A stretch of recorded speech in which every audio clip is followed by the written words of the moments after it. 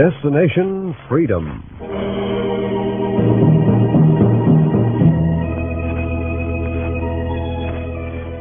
Destination Freedom, dramatizations of the great democratic traditions of the Negro people, is brought to you by station WMAQ as a part of the pageant of history and of America's own Destination Freedom.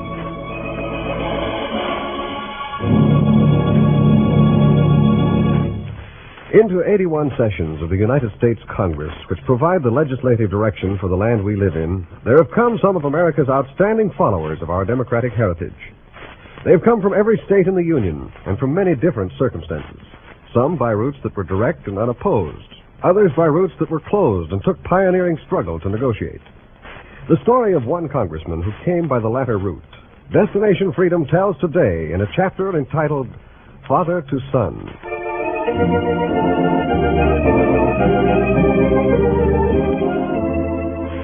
My name, Powell, A. Clayton. Ordinarily, you'd call me Reverend Powell because until a few years ago, I was skipper of one of the largest Protestant churches in the country. I'm here to tell you about the man whom they call Reverend Powell now, and who calls me Dad. Hello, Dad. Sorry I haven't got time to talk about the church now, but I got to pack. And who came home one cold afternoon in February of 1940 and went about packing his bags, getting ready to travel down a route I'd once started on. But I was never to get as far as the young man who called me... Dad. Yes, Adam? About this idea of running for Congress. Well? The committee down at the church hinted that my father was one of those behind it. How about that? I won't deny it. Why? You've wanted it for a long time, Adam. How did you know? I never said You it. never said anything about it. But you haven't been A. Clayton Powell's son for 30 years without letting me know something about the way you think. You're worried about it? Very much. I'm not sure, Dad. I'm not sure why I've got the urge to get into Congress. I'm not sure it's in keeping with the church principles. It's been on my mind that way. I know it has. Is that all you can say? No, I'll say more when the time comes. You're going to visit the Senate now, I understand. Well, a committee from the church wants me to go down to the Senate to testify for the anti-poll tax bill. I see. They've been trying to pass that bill against collecting poll tax, well, ever since... Ever since I left the South. Yeah. The committee found a lot of facts about poll tax. This notebook full shows how few people vote and how much it costs and how easy it is to stay in office when you... I've seen them, Adam. Yeah, you'd know all about it. It's these senators down in Washington who don't know. Well, they're going to get the surprise of their lives this session. You think so? All they need, Dad, is for someone to show them the facts. We've got the facts here. They don't need a minister in Congress as long as they let us in and listen to our testimony. No? That's why I wonder if this idea of me getting out and running for Congress is necessary.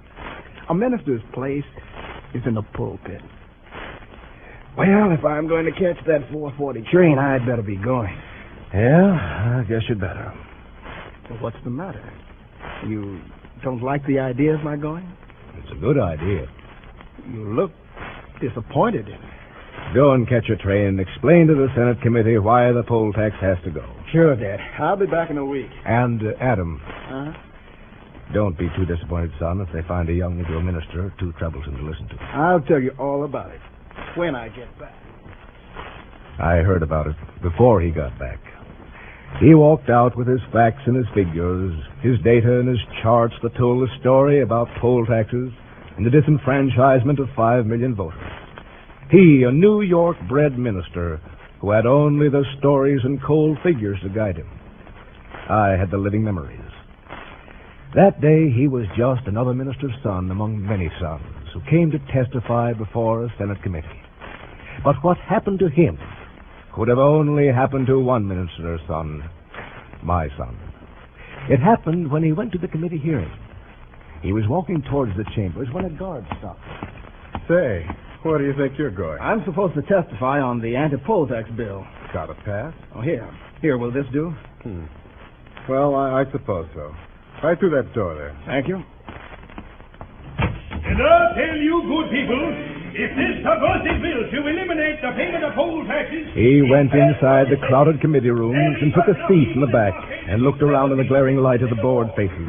He brought out the papers from his briefcase and noticed how they contradicted the words of the speakers who held the floor from the beginning of the meeting until very late in the afternoon. When he rose from his seat and raised his hand, and when no one noticed, he spoke. Mr. Speaker, may I have the floor for a minute? Mr. Speaker! I don't know the rules of this committee, but I'd like to break in if I may. State your name and business. A. Clayton Powell, Jr. I'm a Baptist minister. I'd like to speak on the poll tax question. Mr. Chairman, I haven't finished. Will you yield a minute to this gentleman from New York? What has he got to say that I haven't already covered? You haven't covered the fact that poll taxes, according to every authority that has investigated them, take the vote away from more white citizens in your state than Negro citizens. I know my own state. I know my figures. You haven't covered the fact that in your poll tax state, 2% of the electorate can send a man to Congress. In most states, it takes at least 60% of the voters. Mr. Chairman, this Negro's out of order. I've got the floor. That's the trouble. It's time someone took the floor who can refute the lies you're telling about the poll tax. Order, please. Mr. Chairman, this boy's out of order, and I demand he be expelled from the room. Well, Senator, if you say so... I do say so. Lord! Lord! Wait! Listen to me. My church sent me here to present some facts. Let me read them to you. We're not interested in your facts when you refuse to observe the rules of this committee. But you're using the rules deliberately to keep me from being heard. I demand... You demand nothing in this committee. Lord! No, wait.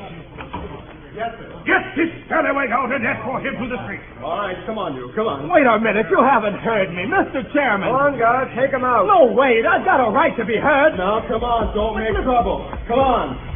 Now, beat it. Please, don't push me. Let me back in Oh, there. no, you don't. Now, get up and get out of here. The idea of coming in here and disturbing the committee. Get up. Get going. He got up. He gathered together his facts and his figures scattered over the whole floor. Data no one had asked for, no one cared to listen to. And he came home again, and I heard him very quietly open the door. Very quietly walk past my study. Son? Yes, Dad? I read about what happened. Where? It was in the papers. Dad. You didn't get very far, did you? You know this idea of mine about you running for Congress? What do you think of it now? It's nonsense. They don't need a minister in Congress. They need anyone who will stand by the truth. I know. You once wanted to be a congressman. That was good. I'm not made for it. I could tell by what happened in the committee. Was that a test? For me, it was. I fought with all I had. It wasn't enough. You had more than enough, son. You didn't draw upon it. What are you talking about? You took up the ministry because you believed you could do the most good that way, didn't you? Yes, I did. And I'm afraid that in the years you've taken my place in the pulpit, you've forgotten how long it took to build our church. You remember your grandfather, son? Yes, from a long time ago. That was a long time ago.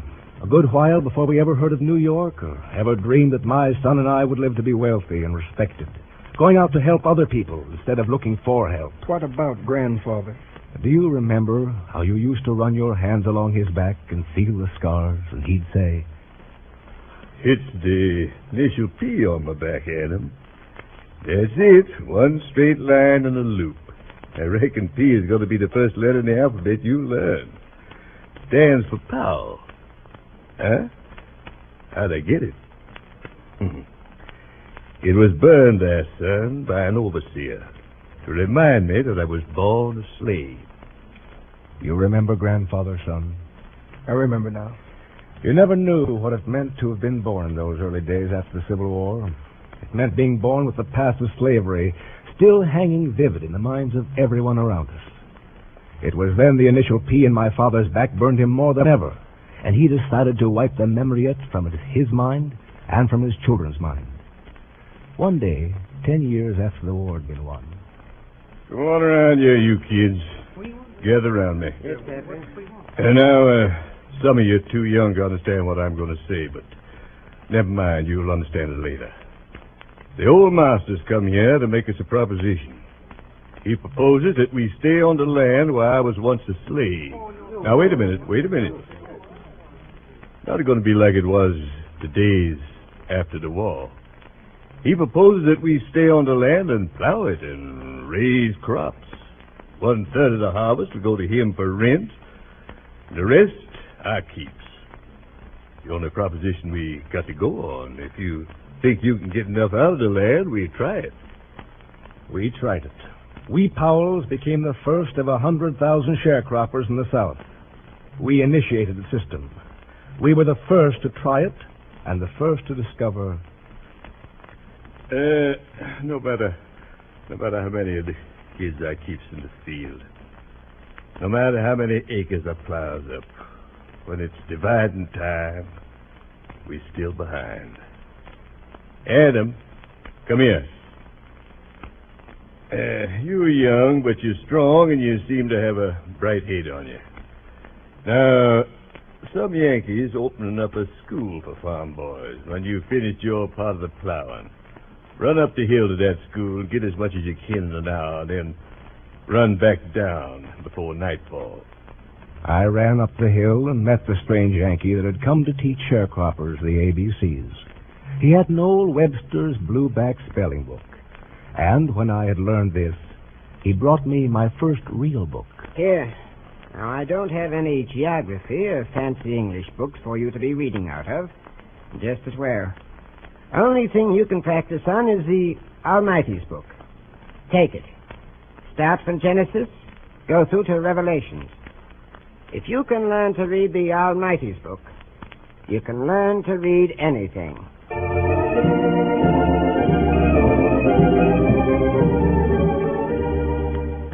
I learned to read the Almighty's book. I read it to the sharecroppers in the evening when we gathered around the one-room house that was the home of the Powells. I read it until I knew the verses by heart, and families for miles around would come by the Powell farm and call Father. Whoa! Whoa, whoa, whoa, whoa, whoa. Sid Clayton! Who? Clayton Powell! Yeah? Mr. Jitter. What is it now, Jitter? The same thing I asked about last Sunday. How about sending that Bible-reading youngster over to the house? Adam's the Bible-reading one of the family, but he's also the workingest one. I can't keep loaning him out like this. Not even if it spreads the word of the Almighty? It's all right to spread the Almighty's words, but how I get my cotton spread is the question. I need him. The Lord needs him. I ain't aiming to deny the Lord, Mr. Jitter, but unless we gets the crops I in, know. Every farmer in Franklin County's been borrowing the Bible-reading ability of your son Adam. Yeah? Taking him away from his family duties. It's worth something to you. I'll pay you for it. Well, Mr. Jitter, I didn't mean How it. much is a sermon from him worth? Well, now, I wouldn't think of charging for something like a little reading of the Bible. I wouldn't think Would of. a quarter for the day do? Well... 30 cents? Now... 30 cents and not a penny more. Only for you, Mr. Jitter. Oh, Adam, put down the hoe and pick up the book.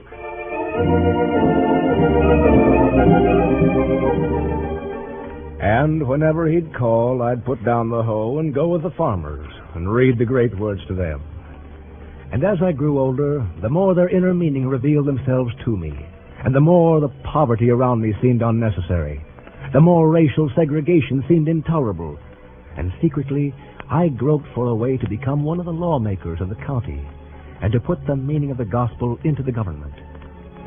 I read every scrap of paper that came to the farm that told of a different life outside the county, that told of the new reorganization of the state and of the new men in office who, though unseen, were directing the fate of farmers and tenants around Virginia. And I longed to take my gospel among them. But one day my father said, Adam, come here, boy. Adam, we got an offer that allow us to live easier. One of the old masters is now beginning to pay better wages, John Tompkins. I'm to take charge of the stable, Mother's to take charge of the kitchen, and you, Adam, Yes? you'll handle the Tompkins cows. All told, we should bring in $100 a year. That way, maybe we'll be able to escape sharecropping. Now, you do the best you can with your education, Adam. I don't want you to give up the book. I want you to keep on with the book. he wanted me to keep on and become a minister. and I wanted to go in the direction of the state legislature and see if I could find another way out of the poverty around us. Then, one year, when the farmers of the county gathered to send a representative to the legislature, Jinter stopped by our fields and called to the old man. Oh, Clayton. Yeah, what is this time, Jitter? If you want the boy to preach again, he's already been asked for. The kind of preaching I got in mind, nobody's asked him. Speak plain. There's voting going on for new state representatives. We hear every county's picking its men.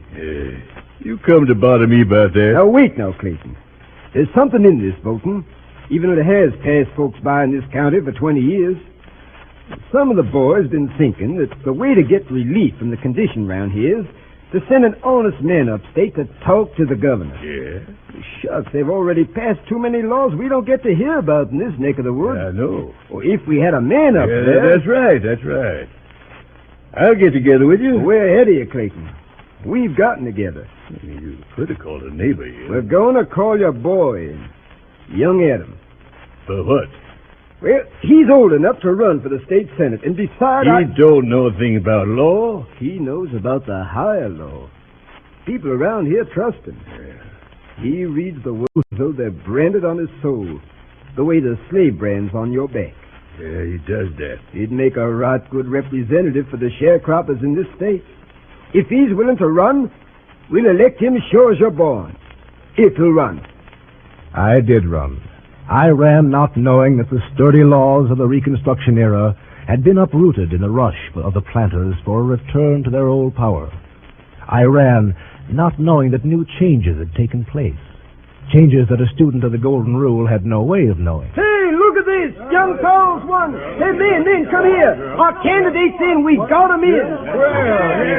They had gotten me in. I had polled more votes than the other candidates together. I was going to the state legislature. You're young, but you've been brought up to respect his law. Armed with his law, you can't fail. Get relief for the sharecroppers. Get some loans for us to buy land the way it was promised after the war. Now you're overloading the boy, Jinder.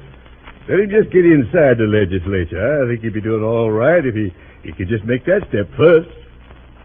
I went out to make that step first. I went with my gospel and my homespun pants and shoes made from the hide of an old ox that had died the week before. And I made my way to the state capitol and into the room set aside for the new legislature. All right, gentlemen, step up and get your credentials. Step up when your name's called. Frazier, Bogalusa County. Show your identification, take these credentials, go to the next room and register with the clerk. Hamlet? Yes, sir. Hamlet of Center County? Yes, sir. Follow Mr. Frazier right through that door. Well, now, boys, I guess that's all the new legislators we got for this session. All reported?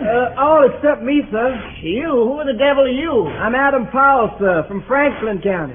Oh, you're that Negro that expected to slip through the vote laws. What are you talking about? The poll tax, that's what. I don't know about that, but I know I'm the representative of... sharecroppers who didn't pay a penny of tax. Tax law went into effect 4 months before the voting began. You backwoods boys ought to know that. The only decent way of screening the trash from the citizens. Oh, citizens, send me here. We're sending you back. Your vote's been disqualified. Pete, see him to the door. But listen, you can't do that. They spent everything they had in the campaign to send me here. Nobody tried to collect any poll tax. Knew better to try to squeeze water out of stone-broke sharecroppers. Now, Pete. Come on, you. No, Hey, no.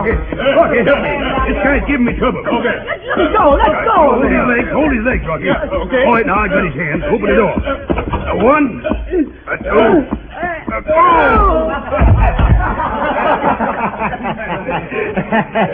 That's nice.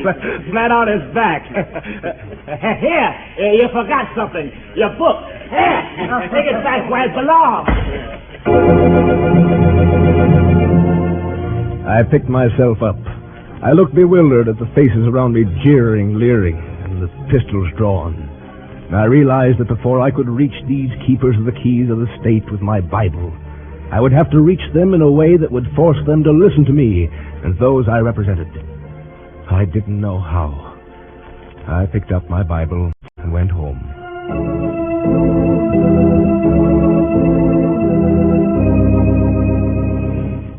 What happened, young'un? Come on, tell us what happened. Why doesn't he answer, Clayton? Make your boy talk. I done what I could. He come home and said he wouldn't take him, that's all. It's those taxes they told him about. Is that it, young'un? Part of it. The other part? He stops there. Now, you men may as well go home. The boy's not well. I told you I thought we'd send him to the legislature too early. Go on home. Leave him to me. In the morning, he'll feel better. And he'll have a lot to talk about.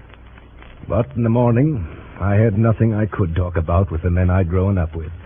How could I tell them that I had not come to believe they needed another power, not in the book, but to bring about the freedom they needed? I had put down the book. I turned from it and towards a world I'd never known, son. I became a vagrant, and I drifted to the state, always looking, searching for a strong wind to blow me into port. I became a gambler and lawbreaker, and I lived in order to forget the feeling of impotence and hopelessness I'd felt the day I lay on my back in front of the state legislature without the power to make men feel or understand. I was that way when I worked in an Ohio coal mine and dug coal beside a wandering minister whom the men called Moses, and whom I chided as we worked side by side.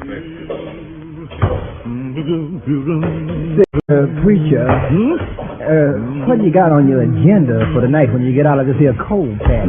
There's work of a different sort to handle, son. Don't you ever get tired of throwing that stuff around? You know, when I was a kid... You still are. I mean, when I was green and gullible. I used to know the book better than anyone in my county. I've heard. I want you to come out to my place tonight. I'd like to talk with you. With me? Yes. Hey, you hear that, Steve? Yeah. Look, Moses, I've converted more sinners in an hour than you can in a year. Especially if you work on guys like me. Hey, what was that? It came from the forward tunnel. Sounds like maybe... Coal gas exploded! Coal gas! All right, now, men, now we've got to get out of this tunnel, or we'll crush each other if we don't do it orderly. Now, men... No, nothing. Get out of my way. Get out of my way. Come on, you guys. Come on. Some men went wild and panic pushed them over each other and allowed some to follow off down the tunnel and get caught in a cross explosion from the forward shaft. And we pushed up barricades to keep the gas from seeping through, and the minister spoke up. The gas will cut through this barrier in 10 minutes. Men, the only way out of here is through this wall about here. Here's where the escape line comes down. I've studied the mine. I've studied every passageway in it. Now, who'll help me cut through? I'll help you. All right. How about you, Steve? Come on. Somehow they believed him, and somehow we raised our picks and struck through the wall while the minister worked and sang under his breath. And it was that way we came out of the mine, through the right shaft and up again into the clear evening air. It was then that I took a path I've never moved from since. This way, Powell. I was walking the minister's way home in the rain. I said, I'm sorry for riding you, brother. I understand. I don't understand why I kept hounding you, or why the men kept behind you and gambled on you. I suppose it's because they believe in me. They don't go for that religious talk. They go for any talk that'll spare their lives and give them something to live for. They know I want to live myself. They know I wouldn't gamble my own life off. It's why I'm a minister. And you could be too. I've tried. You could try it again. You still have time. What? To give some leadership to those who follow you. I've watched you, Powell. Yeah. You want to show people how to live on earth, not in the hereafter. Well, Yeah. that's good. If you can make your life an example, others will follow. I can prove that. You've already proved it. Then come inside my church. Come in out of the rain. and I went inside and out of the rain some. I went ahead and helped build a church I left for you to lead, this Abyssinian Baptist Church, one of the largest Protestant churches in America. I wanted you to interpret it. And if I have made my life an example to follow, do so. Is that all, Dad? For tonight. Will you think about it? I will. And this boy for whom I had built the church, looked back into the corners of my life and found that he had more steps to climb and that these steps were not all in the pulpit, but towards Congress. He looked over the nation and saw that same poll tax which had disenfranchised his father and the fathers and mothers of millions was still imposed. He looked inside Congress for representation of the 15 million Negro Americans, and he found but one Negro congressman in its halls. And he took up where I had left off and went on to keep his appointment with Congress. And when he had been elected and was called to make his maiden speech, he remembered his example. Yeah, recognizes the congressman from New York, Adam Clayton Powell, Jr. Mr. Speaker, the representative who spoke before me asked why all the fuss about a minister coming from the pulpit into the halls of Congress. I came here because I remembered as a child seeing burned on the brown back of my grandfather the letter P. It stood for slavery. That seared my memory, and I have resolved never to rest until I wipe the meaning of it from my mind and the traces of it from this land we live in. Those traces still live in the form of poll taxes, lynching, unfair employment practices. Today, here in Congress, my first day, I rededicate myself to erasing those traces, to putting the principles of democracy into practice, and bringing about full citizenship rights for the Negro people and all other Americans, not at some vaguely promised date in the future, but now, right now, in this immediate future. On this we will not compromise. On this we will not be neutral, and we will not mark time.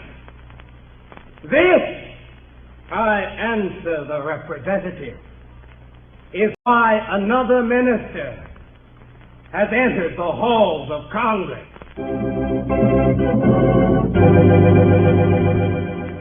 Yes, that was his first speech. It was not his last. He went in to set an example. He's waiting for others to follow.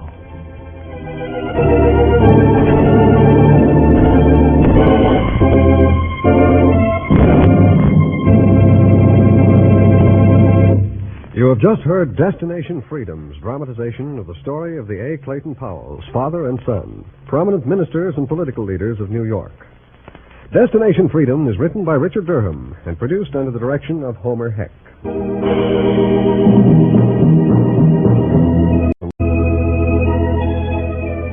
The role of A. Clayton Powell, Sr. was played by Dean Almquist, and that of his son by Oscar Brown, Jr. Others were Stan Gordon, Ted Bliss, Sid McCoy, Fred Pinkard, and Jess Pugh. The special music was composed by Emil Soderstrom and was played by Elvin Owen and Jose Bethencourt. Sound effects were by Cliff Mueller and Dave Squires, and the control operator was Gary DeVlieg. This is Hugh Downs inviting you to be with us again next week when we will tell the story of folk artist Albert Ammons.